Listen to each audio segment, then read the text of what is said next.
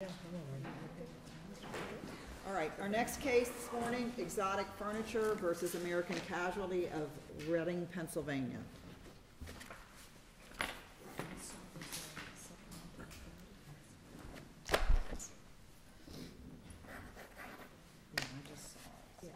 I just put.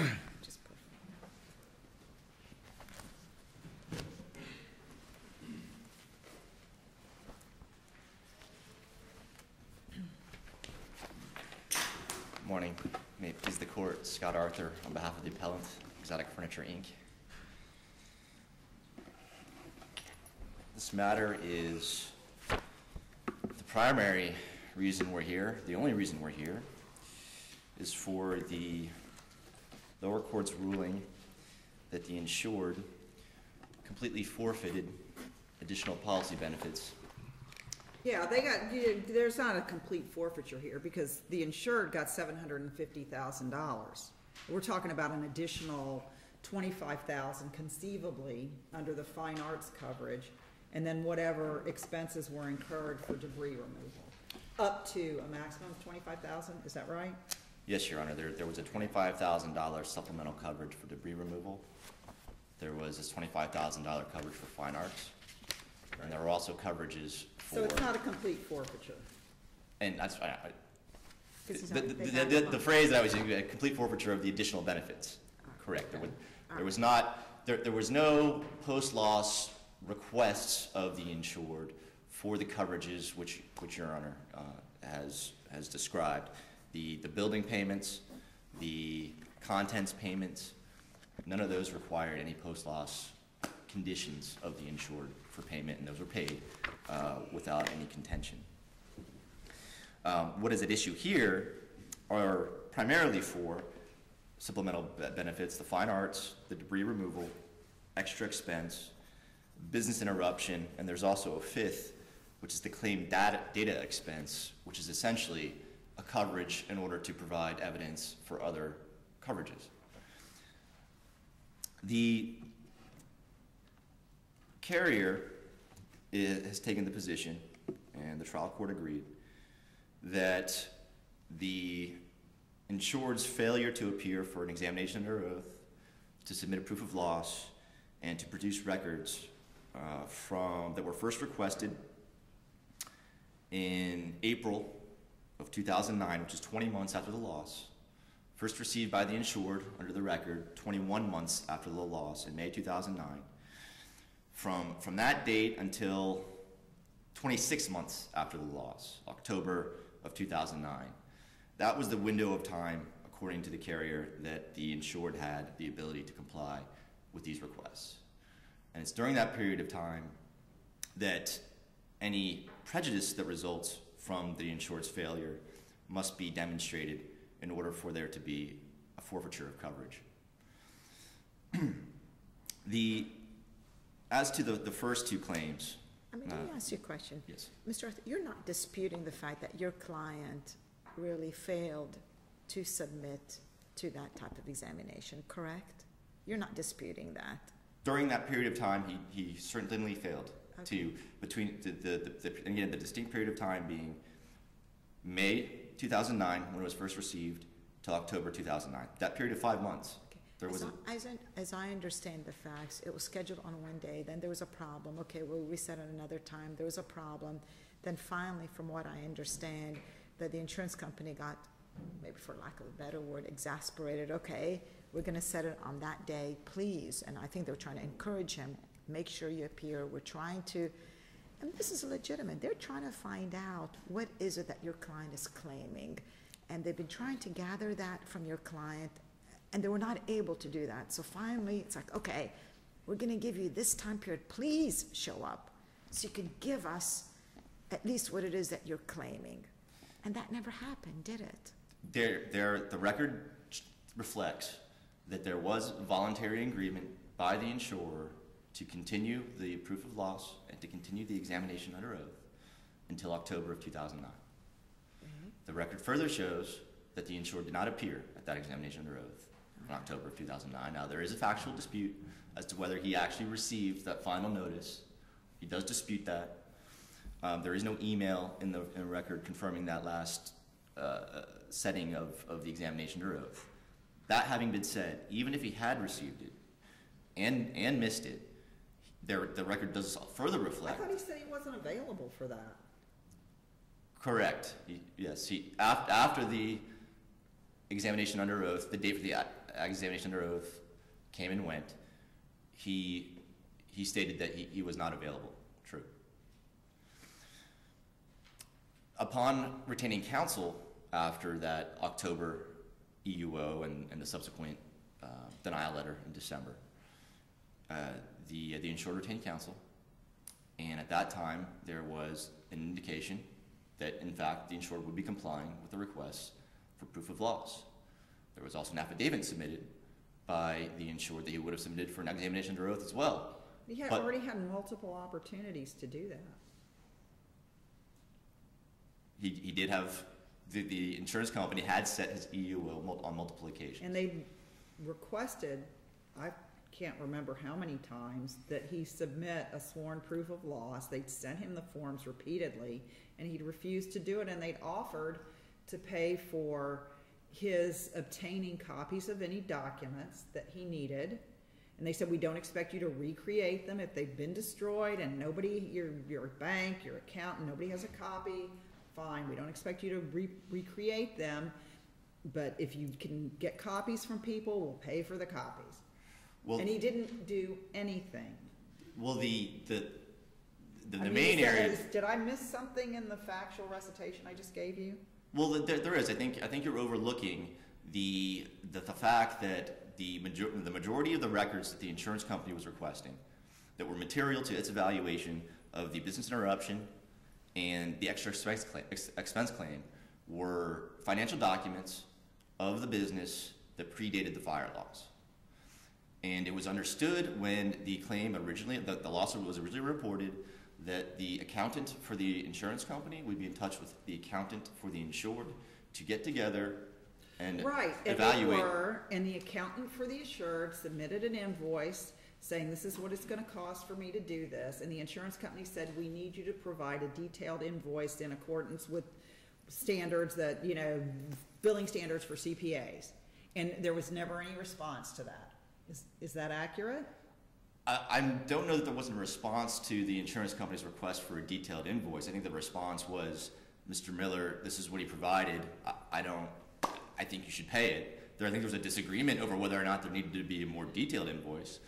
And that issue has never been resolved as far as legally is it. But they did offer to pay for copies of any documents. Copies of paper, but there's no evidence that there were any that paying for copies of documents in and of itself would have produced any information that was valuable for the claims that were being evaluated by the insurance company at that time. Really, it all hinges on, was it appropriate for the insured to rely on the claim data expense? I mean, what's the excuse for not providing a proof of loss? The insured statement for that is I needed the information from my accountant in order to provide you with anything more than I've already provided you. That is the information that really forms the sum and substance of the two claims for business interruption and claim data expense. So why didn't he get it? Because he wanted the insurance company to pay for it. He had a belief. And the insurance company said, we will, and here's what we need. And he didn't provide it. Well, or his accountant didn't provide it. Right. One or the other. Right. There's never been a clear explanation as to why there wasn't a more detailed invoice submitted. Why does that make it any difference? Well, the reason why the insured did not provide, okay, let's put it this way. If the contract requires him to provide those documents, and by not providing those documents... Well, wait. What it requires is him to do a proof of loss. Okay, and they said, we understand you're claiming that everything was destroyed in the fire. If you can't obtain copies from someone else, we don't expect you to recreate it. Just do the best you can.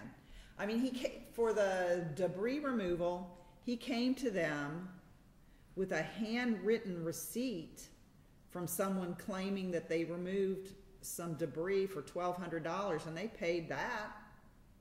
Correct. I mean, he didn't have any proof that he actually paid it other than some, you know, sort of after the fact cobbled together handwritten receipt. And they took that and paid it. Right. But And they indicated that they didn't expect him to recreate documents that he could not obtain copies of. Correct. Yet he made no attempt, as far as I can tell from this record, to provide any proof of loss. Well, the proof Other of than loss saying, form. I don't have the documents. Well, he provided documents and invoices for expenses that he had incurred to the carrier. What he did not fill out was a technical proof of loss form. Right. That's true. Exactly. And so the question becomes, what do you need to fill out a proof of loss form? And that was the point I was making, was that in order for him to fill out a proof of loss form that had any meaning to it, would require him to have the financial documents from his accountant. So it's a bit circular. In order to be able to really sufficiently comply with the insurance company's requests, he needs to have access, he needs to obtain those financial records, which he believed the insurance company was required to pay for. So if he was wrong, he was wrong. They said they'd pay for it. Well, they didn't pay for it because he submitted the invoice that it wasn't detailed enough for them. So Right. if were they correct in that? And they did specifically offer to pay for costs of documents, and I don't think he ever submitted any claim for that, right? The cost of, well, there are no other documents that he... Of that he- reproducing documents. There are no other documents that he was aware of or the insurance company pointed to other than the accountant's records. No, but I mean, you're arguing they wouldn't pay for the costs involved. What, I forgot the term. The invoice for Mr. Wooden's. Well, yeah, but there was a term under the policy Oh, for that. yes, the claim data expense. Right, the claim data expense. You're arguing they wouldn't pay that, but yet the record indicates that they agreed to pay for the accountant and that they agreed to pay for copies. But that your client, the insurer, did not provide the documentation they needed in order to pay that expense. That's what they asserted, correct. Right. And there has been no legal ruling as to whether the insurance company was legally correct under the terms of its contract, that it required any more of a detailed invoice from an accountant in order to pay that expense than what was submitted to it. Now, that is a ruling of law, perhaps it should have been made by the trial court, and perhaps would be made by the trial court in favor of the insurance company, but it never was. So this is a situation where we have a claim data expense that we don't even know whether or not it was owed by the insurance company at this point, because that ruling was never made by the trial court. Now, if you accept the assumption that that claim data expense was going to obtain records that were critical to at least two of the insureds. Well, you've said two things now. You said there weren't any more records, but you said you need this claim data expense coverage money to get critical records. So let me clarify. Now you've confused me. Let me clarify. There are no records that I'm aware of that's set forth in the record outside of the financial records that are in possession of the accountant that the accountant had to generate because of a crashed computer system. Outside of those records that my client did not have direct access to, that he couldn't just simply get copy charges to go, to Kinko's and make copies of something. He needed to retrieve data from a computer information system that was not his, that was his accountant's. He provided an invoice from his accountant to be able to do that work, to be able to produce those documents that would have formed the foundation for proof of loss for those two categories, business interruption and extra expense. So look, if the policy required him to do that, that determination has not been made. But it wasn't the failure of my client to submit to an examination or oath or to submit a proof of loss as such that caused any prejudice, because by the insurance company's own belief, it's really the financial information from the accountant that was of material concern to its evaluation of those two coverages. So my client, if he had shown up for an examination or oath and filled out a proof of loss haphazardly without the information he needed and submitted it to the insurance company, that would have technically complied with their request. They would have been no better off than having his complete noncompliance. So the question is so to the extent that he breached by not showing up, was that a material breach? Was that a breach that caused prejudice? And the only way that you can establish whether it was prejudicial or not was that my client had the duty to bring the documentation that would have materially provided information to the insurance company, i.e. the information in possession of its accountant. Without that, that is what's material to the claim. To those two claims at the very least. So the failure to show up to an EUO and the failure to submit a proof of loss in and of itself is not what caused prejudice here. There must be an evaluation as to whether he also had the duty to bring those documents from his accountant. Because the failure to bring that is the only thing that really could have caused prejudice to the insurance company. I guess what I'm having a hard time, Mr. Arthur, is your client wants the insurance company to reimburse him for his loss. The insurance company is telling him, okay, tell us, please give us any information so we could do that for you. They even send letters and say, okay, if that's destroyed, we don't want you to go through the expense, just let us know. Silent. Then another one, please give us some information. You know what? We need, I'm going to put you under, we'll do that examination, set for one day. That didn't happen. Okay, we'll push it off. Then finally, they say, okay, we're going to put it for October 15th. And then your client was put on notice, hey, please show up. Please tell us. We're trying to find out what it is that you're claiming. And if you fail to show up, then that's going to trigger us denying you that coverage. And the unfortunate thing, your client never showed up, never provided them with the things that he was trying to claim. So that's the part that's difficult, where you can't really sit and expect them to write a check without any basis for that. No, I completely understand that the claims that he submits have to have a basis for payment. There's no question about that. During the period of time where there was a number of correspondence going both ways, on multiple occasions, my client was asking them for, what is your position on the claim data expense? Are you going to pay for this so I can bring with me materials that are going to be helpful for your evaluation during my examination under oath and for my proof of loss? So it was a two-way street. It wasn't just the insurance company asking him for things. It was my client asking the insurance company to make these payments, or to state its position on whether it's going to make these payments, so that he can provide them the information that will be helpful in their investigation. So it wasn't a one-way street, as I feel it's been characterized. Regardless of whether there was a breach on his part that was material as to the failure to produce records relating to the financial status of the entity prior to the loss, there are two coverages that the carrier can absolutely be without any prejudice for his failure to submit an examination under oath or to submit a proof of loss. And those are the fine arts coverage and the debris removal coverage. To the extent that those coverages are construed as we contend they are under the policy, which was not evaluated by the trial court, those two coverages can be evaluated based solely on the insurance company's own records and own documents. Therefore, any information provided by my client is immaterial. If all you have to look at is the insurance company's experts' reports and the terms of the policy themselves in order to make a claims decision, as a matter of law, you cannot have prejudice by failure to submit to an examination under oath or to submit a proof of loss, because that information would not have provided anything that the insurance company did not already have. So as to those two coverages, at least, there cannot be a showing of prejudice, and therefore there cannot be a showing of forfeiture as to those two coverages. Well, it does provide something, because it provides information under oath from the insured.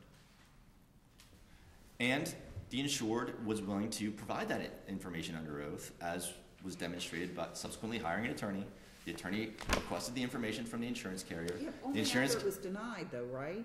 Well, after the period was denied, after that period of time, what changed the materiality of the information after the arbitrary period of 5 months, 21 months after the loss? It's not just the information, it's having the information sworn to under oath. I understand, and there was a point in time where he was willing to do that, where he was getting information to submit the sworn statement proof of loss. The insurance company at that point said, too late.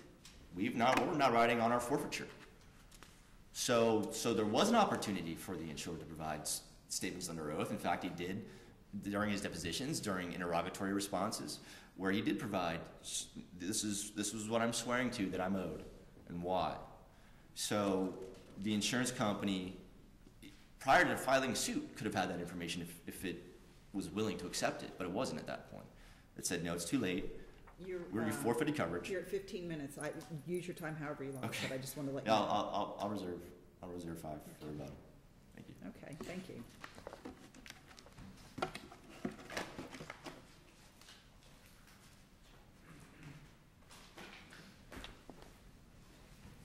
Good afternoon.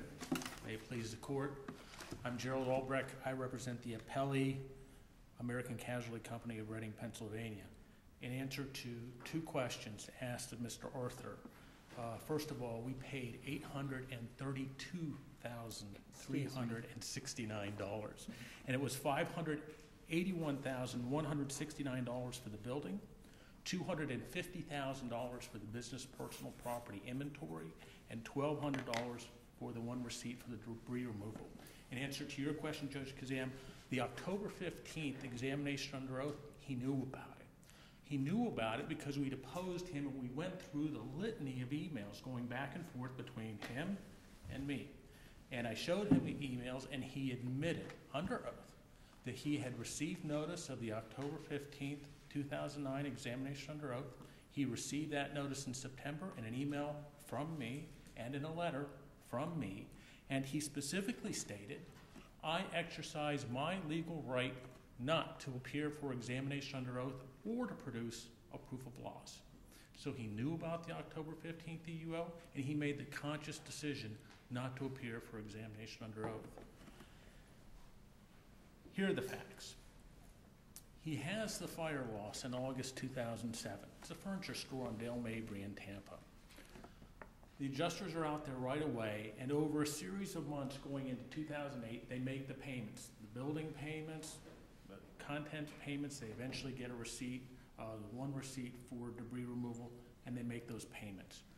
Throughout the rest of 2008 into early 2009, the record is replete with faxes, lots of faxes and emails from Mr. Heinlein, who was the president of Exotic Furniture.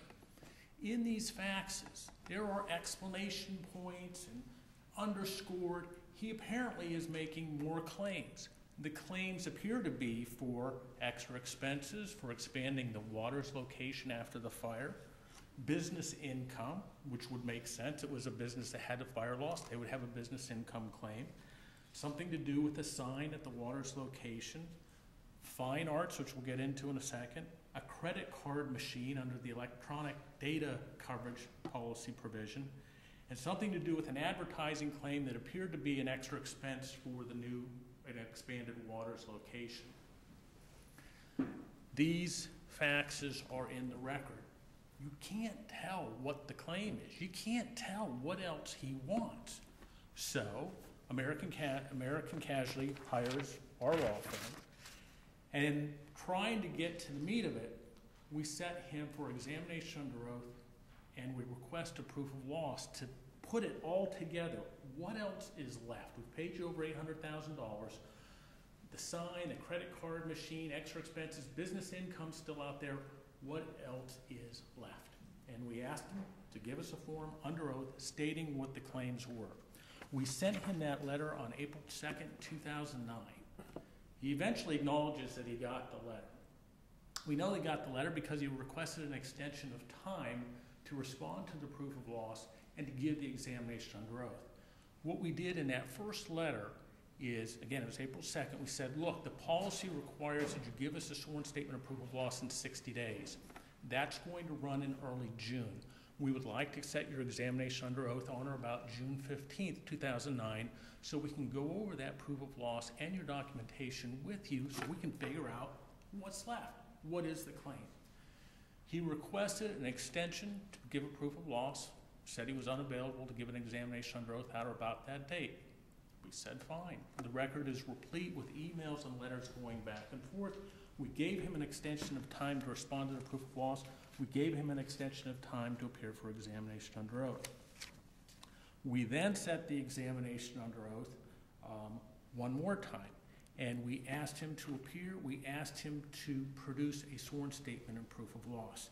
We specifically set the examination under oath for September 2nd, and we gave him a proof of loss deadline of August 14th. He claimed initially in his deposition he did not get notices of this information, but then when we showed him in his deposition all of the emails where he was responding to the notices, he then admitted, oh yeah, I got the notices.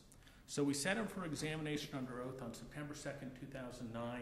We gave an extension of proof of loss to August 14th. He, again, requests an extension, back and forth about whether he's available or unavailable, and he does not submit a sworn statement and proof of loss. And you've seen it in the record, the emails back and forth, the faxes back and forth, working with him, trying to get him to examination under oath and to state under oath what the remaining claims are. In early September 2009, after he hadn't appeared for the September 2nd examination under oath, I'm writing him, it's in the record, give me a date. Just give me a date.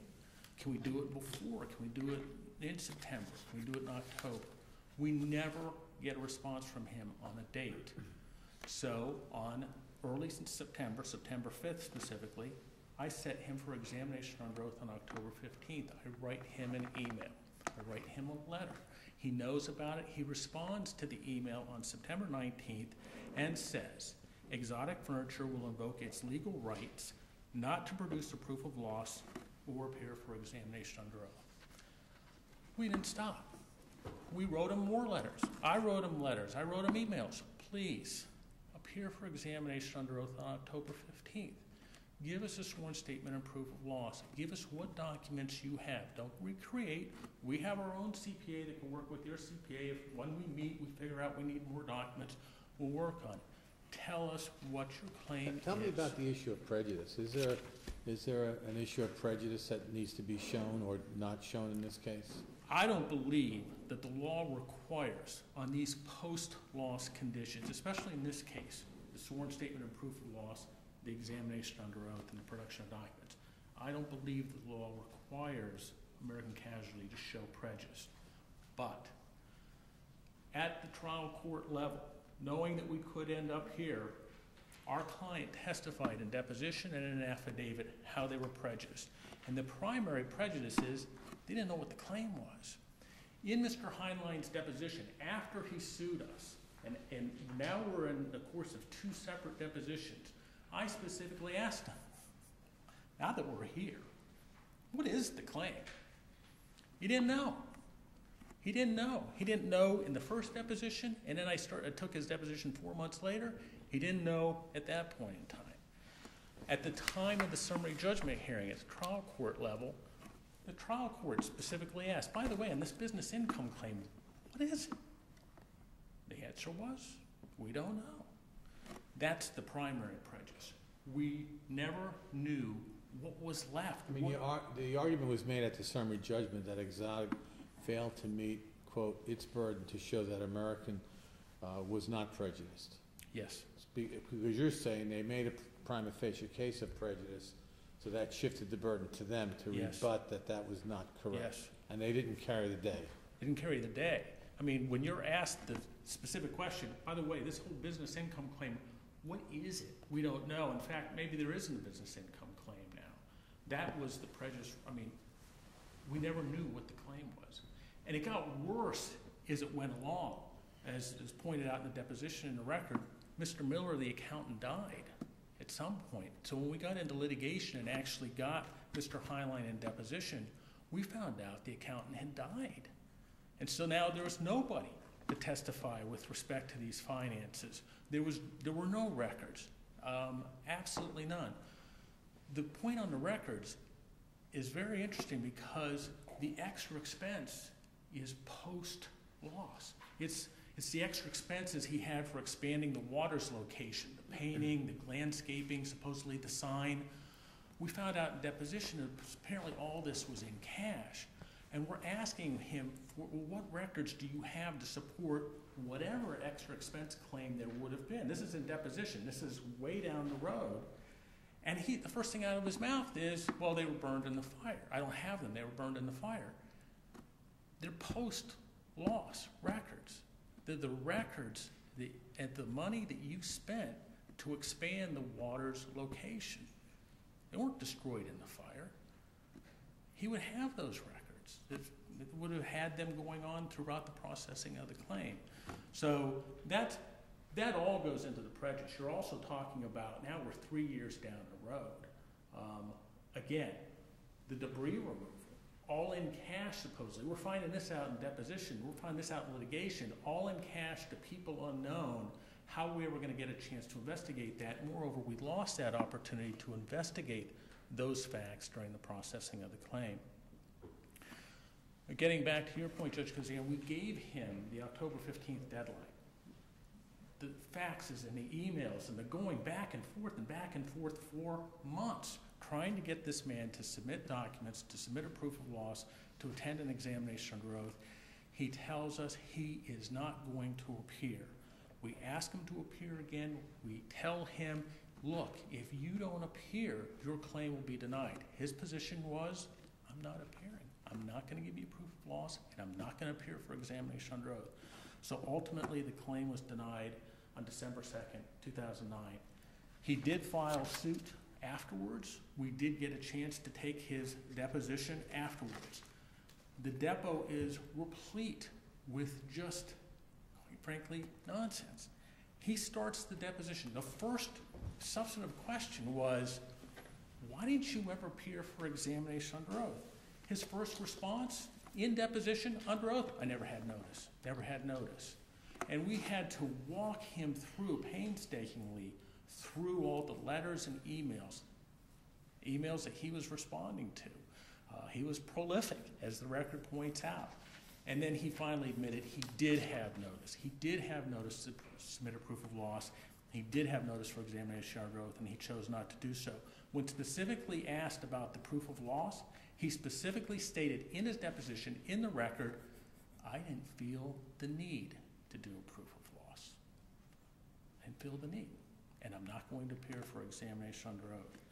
So the record is very clear. The summary judgment hearing is, unfortunately, was boring for Judge Bergman because I literally read for about 40 minutes the deposition testimony and emails. And Judge Bergman, at the conclusion, phrased it, he made a great point. He's handled a lot of these cases. You have handled a lot of the cases where the insurance companies try to get out of paying on the technicality of an examination under oath and a proof of loss. And when you take into account all the deposition testimony, all the emails and all the letters going back and forth, the judge concluded and even stated, there are cases that I've seen where insurers rely on the CUO and the proof of loss as technical ways to get out of paying claims, and maybe claims that they should pay. And Judge Bergman specifically said, that is not the case here. You work with him, you rescheduled, you asked, you gave him a final deadline, and Judge Bergman concluded that there was a willful disregard to appear for examination under oath and to submit a proof of loss. And on that basis, he granted the summary judgment. And we ask that you affirm. Thank you.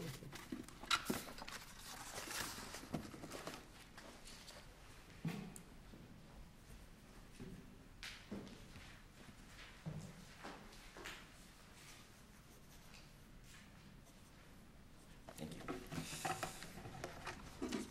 A prejudice analysis is applicable to post-loss conditions for examination under oath and for proof of loss. There has been historically a split among the DCAs as to who has the burden of proof as to establish prejudice. The 4th DCA has said that it's presumed and the insured can rebut it. The 5th DCA is taking the opposite position, that it's presumed against the insurance company. Well, he claims that they put on testimony to confirm prejudice regardless of who had the burden. Well, he says that they don't know what the claim is. He asked my client during deposition, what is your claim? I objected to the form of the question. That's just a very, very broad, very vague question. He had multiple claims, and he did not have all the information to supply full and complete answer for those answers. But he did provide information that formed the basis for the various coverages. He answered questions about the debris removal. He answered questions about the fine arts. He answered questions about his business.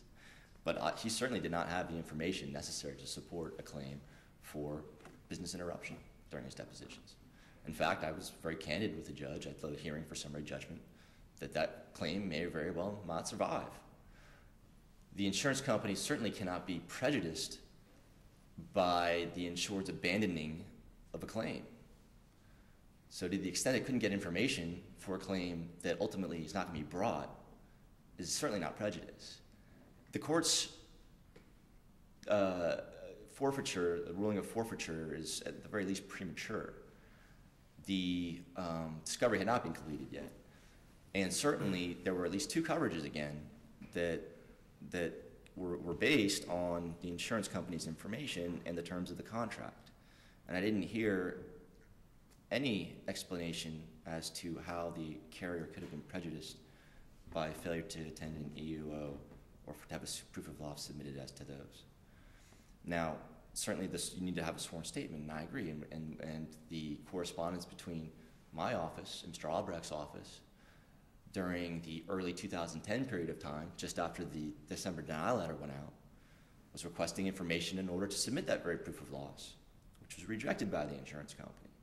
So the insurance company can't now create its own prejudice by showing an unwillingness to accept information because it's, quote, too late. Well, why is it too late?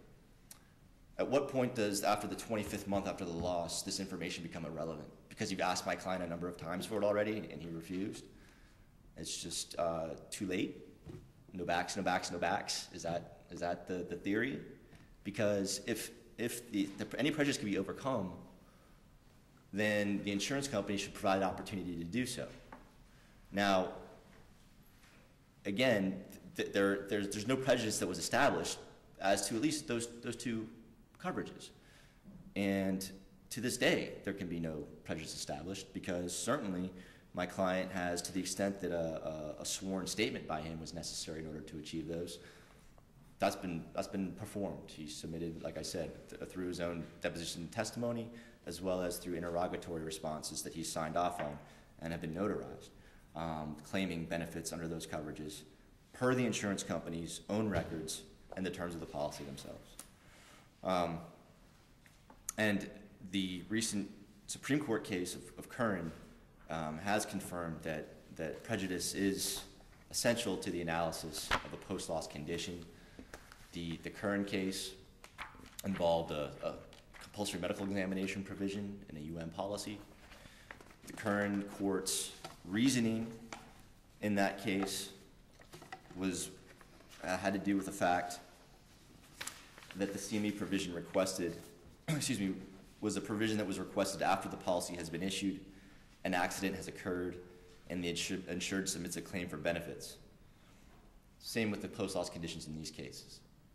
The CME provision, or excuse me, the proof of loss provision and the EUO provision are all provisions that occur after the policy has been issued, an accident has occurred, and a claim for benefits has been submitted. They all fall within the same category of post-loss conditions of the insured, and they all fall within the same category of loss conditions, which the Curran court ruled were conditions subsequent that required an evaluation of prejudice prior to any forfeiture. That didn't deal with an examination under oath, though, right? I'm sorry? There was no examination under oath issue in the current case. The current case was a CME provision. It was just a prejudice analysis. It was a prejudice analysis, yes, Your Honor. And then it also talked about the burden of proof. Right. And it said the burden of proof was on the insurance company as as attempting to avoid the liability for the breach of contract. They're saying that that due to the fact that the insurer is the defensive pleader, it had the burden of pleading and persuasion of each element of the defense. There's no presumption of prejudice. Correct. No presumption. The only presumption of prejudice. Sir, you're at the end of your time. Thank you. Thank you. Okay, we're going to take about a 10-minute break, and we'll be back